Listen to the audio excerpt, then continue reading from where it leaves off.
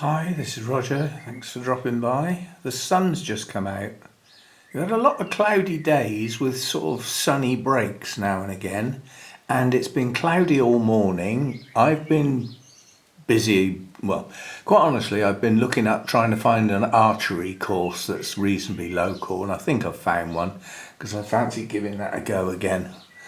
But what I wanted to just share with you is that things look nice in the sunshine, even through dirty glass. But this has crept up on me. Look where the sun is on the roof. It's already that far up the roof. And the consequences are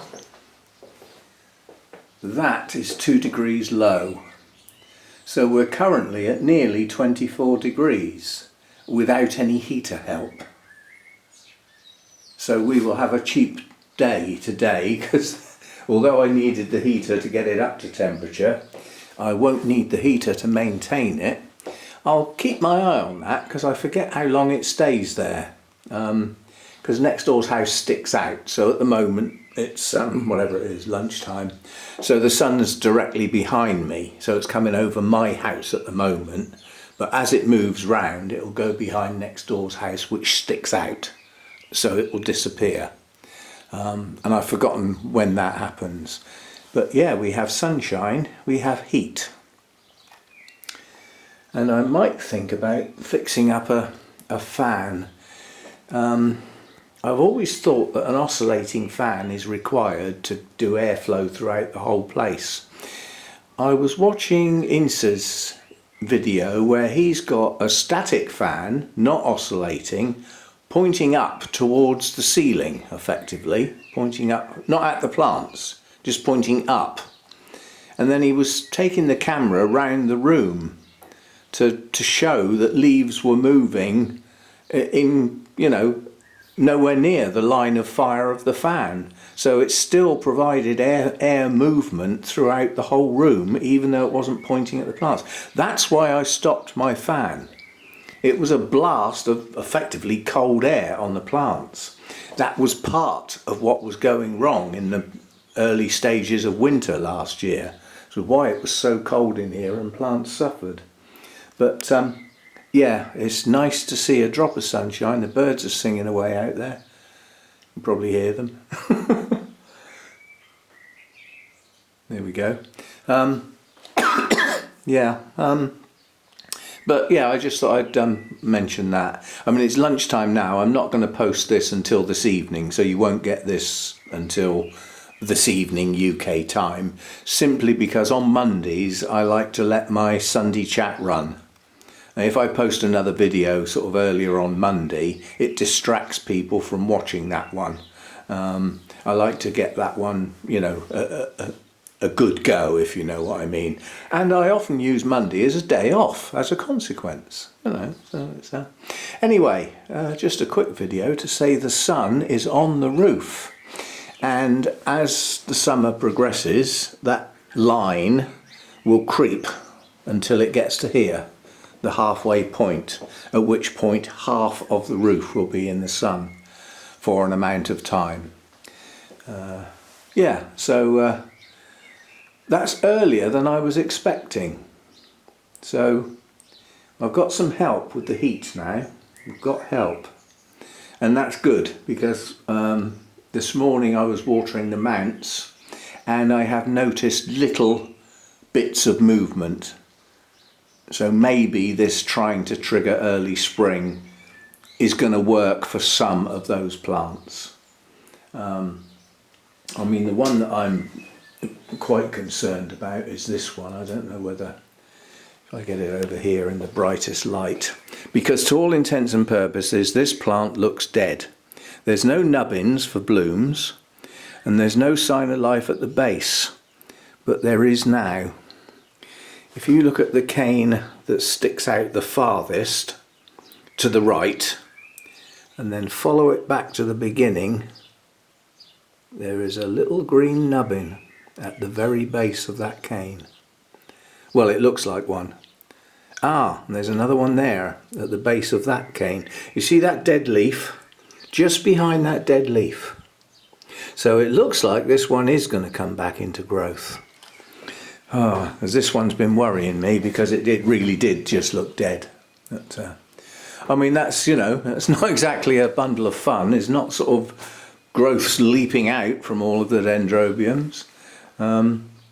I cut a lot of canes off of my dendrobium nester because they'd collapsed and they were starting to go soft near the base. So I cut them off. And I just left them on the floor while I was working, sort of thing. Then I realised there were kikis. So I took those off, and there were 2. I took them off and put them in some damp moss. The thing is, I need to get them acclimatised to being wet because they were obviously aerial roots. Now I would normally do that on the plant, you know, by using a sprayer. Or whatever, but yeah, they're in some damp moss, loose damp moss, so there's air there as well to get them acclimatised. So anyway, yeah, I just thought I hadn't noticed that because obviously in these sunny breaks I wasn't necessarily out here, if you see what I mean.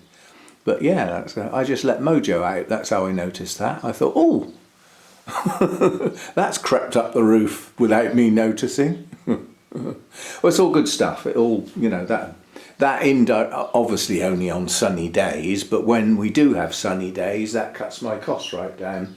And I may think of setting that fan up again, literally pointing, you know, if I set it up over here somewhere and point it up into that far corner, and then obviously it'll hit there and, you know, go in all directions, and I can have a look and see what leaves are moving and see what it does.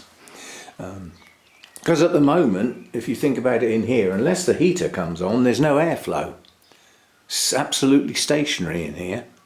Not a breath of movement at all. And although some orchids are okay with that and won't take much notice, you know, airflow is quite important. You know, it's, so I may get that fan back out again. Try and set it up somewhere where it doesn't get in the way. Anyway, that's not for now. I've got to carry on looking at this archery stuff. There's only one that I've found that I could sensibly get to that sounds okay, if you know what I mean. There is a Bournemouth one, but no, there's too many restrictions, and it all sounds a bit formal and a bit like, you know, snobby. It's just got that feel about it on the website, and if it feels like that on the website, in real life it's probably going to be worse. But this one sounds like a reasonable one. You can go on a beginner's course, which is like over 2 weekends, and they supply all the equipment and everything and give you coaching and everything. And if you attend and don't you're not a miserable failure, you get a certificate at the end, which then allows you to join a club. You can't join an archery club unless you've got this certificate to say you've attended and successfully attended a beginner's course. You know, it's the safety aspects and all that sort of stuff. But I've always liked archery, but it goes back an awful long time since I've had, you know, a go at that. Yeah, it's just something that would get me out for a period of time. You know, it's not like an all-day thing. It's a sort of late morning until mid-afternoon with a break for lunch sort of thing. So it sounds interesting, and we'll see how we go anyway. That's not a definite. But yeah, pleased with that shadow and the amount of heat that's already generating.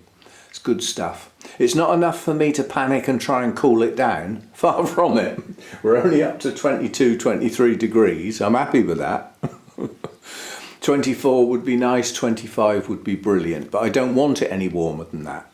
I don't want to have to battle with the heat. So there we go. Yeah, so a quick chat about a change in the environment without my help. That's good, because that costs nothing. I like that. See you next time. And there's somebody else has found a sunny spot.